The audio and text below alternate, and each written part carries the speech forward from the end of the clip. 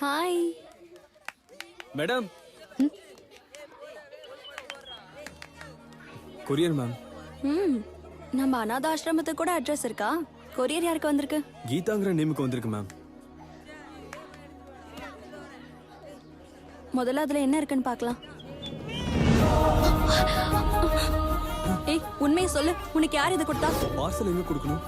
அம்மா அநாத ஆசிரமத்துக்கு. இதுல என்ன இருக்கு?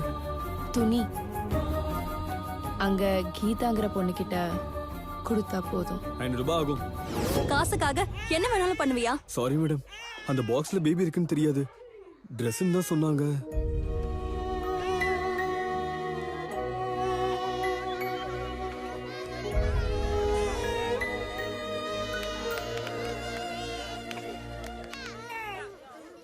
வணக்கம் கீதாம்மா. என் பேரு விவரம் இல்லாம இந்த லெட்டர் எழுதுறதுக்கு என்ன மன்னிச்சிருங்க.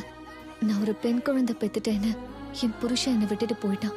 புருஷன் விட்டுட்டு போன பொண்டாட்டியா என் அப்பா அம்மாவுக்கு பாரமா இருக்க கூடாதுன்னு நான் சாக முடிவெடுத்துட்டேன்.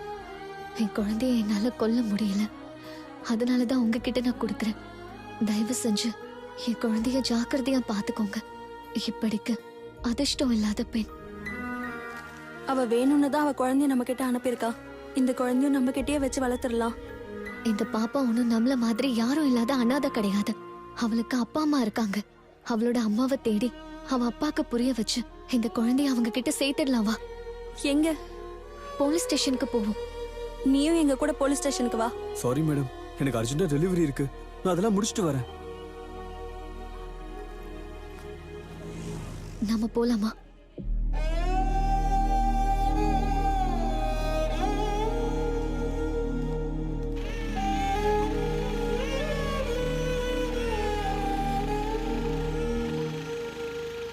ப்ளீஸ் ஹெல்ப் பண்ணுங்க சார்.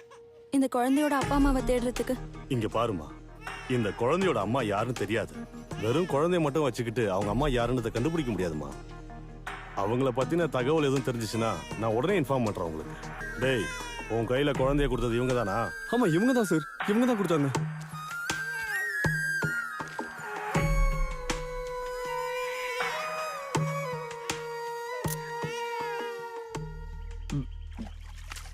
ஏண்டா உதவாக்கற, உன் பொண்டாட்டி தான் காணும்ல, போய் கண்டுபிடிச்சு கூட்டிட்டு வராம இங்க உட்காந்து குடிச்சிட்டு இருக்க. அவ ஆம்பளை புள்ளைய பெற்றிருந்தா கார் எடுத்து கூப்பிட்டு வந்திருப்பேன்.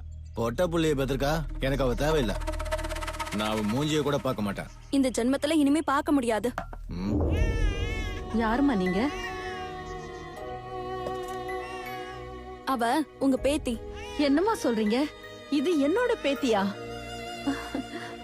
டேய் ரங்கா, இது உன்னோட குழந்தைடா.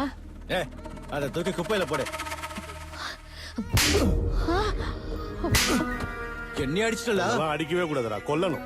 உன்ன மாதிரி ஆளுங்களால தான் மனசாட்சியே இல்லாம குழந்தைங்களை குப்பத்தொட்டியில போடுறாங்க.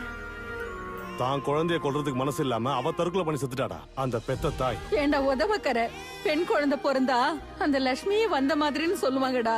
நீ இவ்ளோ கேவலமானவன் தெரிஞ்சிருந்தா உன்னை என் வயிற்றுல சுமந்திருக்கவே மாட்டேன்டா. உன்ன மாதிரி ஆளுங்களை ஜெயில போட்டு உழைச்சாதான் நீங்களா திருந்துவீங்க.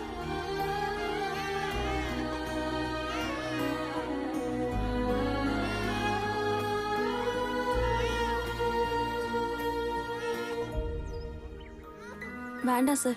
ஒரு பொம்பளை பிள்ளை அனாதையா வளரணும்னா இந்த சமுதாயத்துல ரொம்ப கஷ்டம். அந்த தப்பை மட்டும் பண்ணிடாதீங்க சார், ப்ளீஸ். ஒரு வாட்டி எஃப்ஐஆர் போட்டாச்சுன்னா அதை மாத்த முடியாதுமா.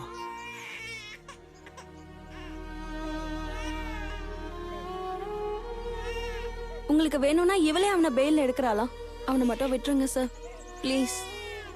ஓகே, என்ன மன்னிச்சிருமா. என் தப்ப உணர்ந்துட்டமா. நான் என் பொண்ணு நான் என்னோட உயிரா பாத்துப்போமா.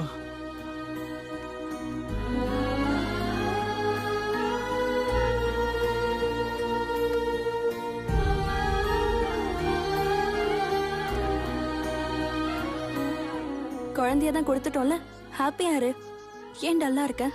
இல்ல வள்ளி, இந்த மாதிரி நிறைய கை குழந்தைங்க ஹாஸ்பிட்டல்லையும் ரயில்வே ஸ்டேஷன்லயும் காவாலையும் எதுக்கு இறந்து போறாங்கன்னு அவங்களுக்கே தெரியாது. அவங்களுக்காக நம்ம ஏதாவது ஒண்ணு பண்ணணும். என்ன செய்யலாம்?